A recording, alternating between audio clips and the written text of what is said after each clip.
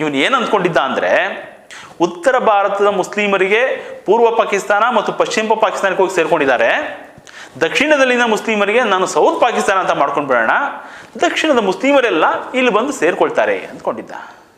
ಇದಕ್ಕೆ ಸೌತ್ ಪಾಕಿಸ್ತಾನ ಅಂತಾನೋ ಅಥವಾ ತುರ್ಕಿಸ್ತಾನ ಅಂತಾನೋ ಹೆಸರಿಟ್ಕೋಬೇಕು ಅಂದ್ಕೊಂಡಿದ್ದ. ಇದೇ ಕಾರಣಕ್ಕೆ ತಾನು ಬಿಲ್ಕುಲ್ ಒಕ್ಕೂಟ ಸೇರಲ್ಲ ಅಂತ ಘೋಷಿಸ್ಬಿಟ್ಟಿದ್ದ. ಅಕಸ್ಮಾತ್ ಭಾರತ ಸರ್ಕಾರವೇನಾದರೂ ಸೇನಾ ಕಾರ್ಯಾಚರಣೆ ಮಾಡಿದ್ರೆ ತನ್ನ ಮೇಲೆ, ತನ್ನ ಸಂಸ್ಥಾನದಲ್ಲಿರೋ 1,40,00,000 ಹಿಂದೂಗಳ ಮೂಳೆ ಬೂದಿ ಬಿಟ್ರೆ ನಿಮಗೆ ಬೇರೇನು ಸಿಗಲ್ಲ ಅಂತ ಬೆದರಿಕೆ ಕೂಡ ಹಾಕ್ಬಿಟ್ಟ. ಆದರೆ ಯಾವಾಗ ಹೈದರಾಬಾದ್ ನಿಜಾಮ ಖ್ಯಾತೆ ತೆಗೆದ್ನೋ ಆಗ ನಿಜಾಮನ ವಿರುದ್ಧ ಜನ ಸಿಡಿದು ನಿಂತ್ಬಿಟ್ರು. ಇದರಿಂದ ರೊಚ್ಚಿಗೆದ್ದ ನಿಜಾಮ ಈ ಹೋರಾಟವನ್ನ ಹತ್ತಿಕ್ಕೋದಕ್ಕೆ ಮುಂದಾದ. ತನ್ನ ವಿರುದ್ಧ ನಿಂತ ಹಿಂದೂ ಸಮುದಾಯವನ್ನ ಸರ್ವನಾಶ ಮಾಡೋಕೆ ರೆಡಿ ಆಗ್ಬಿಟ್ಟ. ಆ ಕೆಲಸ ಮಾಡೋಕೆ ರಜಾಕರರನ್ನ ಛೂ ಬಿಟ್ಟ.